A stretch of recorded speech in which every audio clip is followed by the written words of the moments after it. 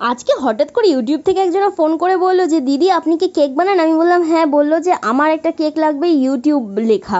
তো আমি বললাম যে ঠিক আছে, বানিয়ে দেবো। বললাম যে কি সেলিব্রেশন উপলক্ষে?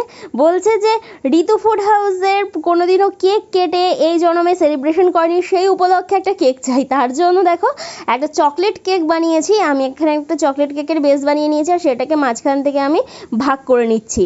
এরকমই সুতোর সাহায্যে কাটলে না আমার বেশ পিসগুলো করতে খুব সুবিধা হয়, কারণ যেহেতু তোমরা তো জানোই যে আমি কোথাও থেকে শিখিনি। তো যতটা সহজ করে কাজগুলোকে করা যায় ততটাই আমার কাছে মনে হয় যে ভালো। তো আমি এই যে চকলেট কেকটার এটা 3টে লেয়ার করে নিয়েছি আর তারপরে এটার আইসিং করব।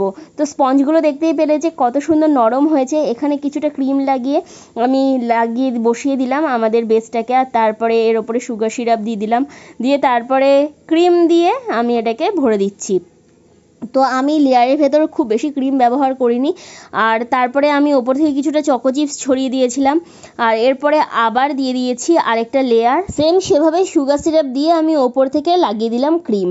আর ক্রিম লাগিয়ে দেওয়ার পর আমি আবার ওখানে চকো চিপস দিয়ে দিয়েছিলাম, আর তার ওপরে আবার আরেকটা লেয়ার দিয়ে দিলাম। আর দেওয়ার পর ওপর থেকে আবার সুগার সিরাপ দিয়ে দিলাম। আর এরপরে আমার ক্রিম ছিল না, ওই ক্রিমটা আমি আরেকটা কেক বানাচ্ছিলাম, ওইটুকু বেঁচেছিল, তার জন্য ওইটুকু করার পর আমি আবার দেখো এখানে হুইপ ক্রিম নিয়ে নিয়েছি আর হুইপ ক্রিমটাকে আমি এখানে হুইপ করে নিচ্ছি। আর তারপরে আমি ফাইনাল কাজটা করব। তো এই যে এবারে নিয়ে নিয়েছি একটা পাইপিং ব্যাগের মধ্যে ক্রিম, আর তারপরে এটাকে এবারে ক্রাম কোট করে আমি রেখে দিচ্ছি ফ্রিজের মধ্যে 8 ঘন্টার জন্য। তার কারণ হচ্ছে ক্রাম কোট না করলে নাকি বলছে এই যে গুঁড়োগুলো রয়েছে কেকের সেগুলো নাকি চারিদিকে ছড়িয়ে যায় আর তারপরে ওপরে ক্রিমেও লেগে যায়।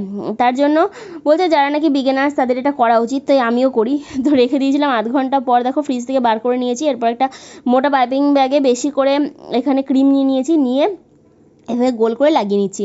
আর এইভাবে লাগালে খুব তাড়াতাড়ি ফিনিশিংও চলে আসে আর আমাকে খুব একটা কষ্ট করতে হয় না, কারণ আমি যেহেতু কিছুই জানি না তো আমার খুব প্রবলেম হয়ে যায় ফিনিশিং করতে। এভাবে ওপর থেকে স্প্যাচুলা দিয়ে আমি একটু সরিয়ে নিচ্ছি, লাগিয়ে নিচ্ছি। মানে এভাবে দেখি যে অনেকে ফিনিশিং করে, আমি তাই জন্য সব কিছু ট্রাই করার চেষ্টা করি যেন ওগুলো আমার আস্তে আস্তে হাতটা সেট হয়ে আসে, আমি যেন পারি। তো আমি এখানে একটা শার্প মানে আনতে চাইছিলাম, শার্প এজেস সাইডগুলোতে, কিন্তু সেরকম ঠিক হয়নি। তবে যতটা পেরেছি চেষ্টা করেছি, যতটা পেরেছি অনেকক্ষণ টাইম ধরে ফিনিশিং করার চেষ্টা করেছি। জানি না কতটা কী হয়েছে, তোমরাই কমেন্টস করে জানিও। তো শেষমেশ এইরকম ফিনিশিং এসেছে একটা, আর এইভাবে রেখে দিয়েছি। এরপর আমি ক্রিমের মধ্যে রেড কালার নিয়ে নিয়েছি। রেড কালার গুলতে গুলতে দেখছি প্রচুর পরিমাণে রেড কালার প্রয়োজন। মানে মেন ব্যাপার হচ্ছে এই লাল যে কালারগুলো বা ডিপ কালারগুলো আনতে না প্রচুর পরিমাণে কালার ব্যবহার করতে হয়, আর এর ফলে নাকি বলছে যে ক্রিমের টেস্টটাও নাকি অনেক সময় নষ্ট হয়ে যায়। যাই হোক, যেহেতু ওটা ইউটিউব, সাদার মধ্যে করলেই ফুটবে। এরপর আমি একটা কাঠির সাহায্যে ইউটিউবের যে মানে লাল পোর্শনটা সেটাকে একটু এঁকে নেওয়ার চেষ্টা করছিলাম, নয়তো ক্রিম দেওয়ার সময় সব ব্যাকাতেরা হয়ে যাবে। আমার কাছে ফন্ডেন্ট ছিল না, আর আমি ফন্ডেন্ট বাড়িতে আর বানাইনি, তার জন্য আমি এরকম ক্রিমের মধ্যে গুলে নিয়েছি কালার দিয়ে, আর সেটা দিয়েই আমি আজকে ইউটিউবটা আঁকবো। এরপর আমি ফন্ডেন্ট দিয়ে করার চেষ্টা করব, বাড়িতে ফন্ডেন্ট তৈরি করব। আর তারপরে কারণ আমাদের বাড়ি থেকে যেখানে এই বেকারি জিনিসগুলো আনতে যেতে হয় সেটা অনেকটা দূর আর অনেক পরিশ্রম করে যেতে হয়, তার জন্য আসলে আর কি সেভাবে যাওয়া হয় না, আর সব কিছু আমার কাছে আপাতত অ্যাভেলেবেল নেই। আর যেহেতু এখনও আমি সেভাবে কাজ করা শুরু করিনি, তাই আমার এখনও সেরকম খুব একটা বেশি কিছুর প্রয়োজন পড়ে না বলে আমি সেরকমভাবে ইনভেস্ট এখনও করিনি। তার থেকে বড় কথা, শুধু কিনলেই তো হবে না, সেগুলোকে সংরক্ষণ করে কিভাবে রাখা যায় বেশি দিন, কিভাবে কি সব কিছু শিখতে হবে।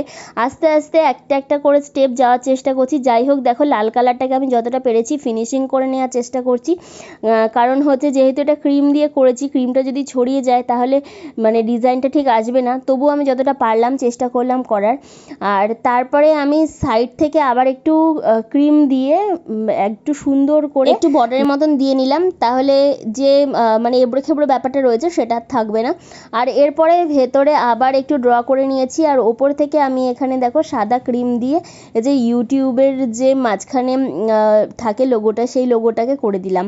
আর যতটা পারলাম ফিনিশিং করার চেষ্টা করলাম। কেমন হয়েছে এই ইউটিউবের যে কেকটা বানিয়েছি, সাইড থেকে দেখো এখানে আমি বর্ডার দিয়ে দিয়েছি একটা ছোট স্টার নজলের সাহায্যে। আর ওই স্টার নজলটা দিয়েই আমি সেম রেড কালার দিয়েই নিচেও আমি খানিকটা বর্ডার করে নেবো। ব্যাস দেখো আমার কেকটা রেডি হয়ে গেছে। তোমাদের কেমন লাগলো তোমরা কমেন্টস করে জানিও। তো চলো আজকের মতন এই পর্যন্তই। সবাই ভালো থেকো, সুস্থ থেকো, দেখা হবে পরের ভিডিওতে। টাটা।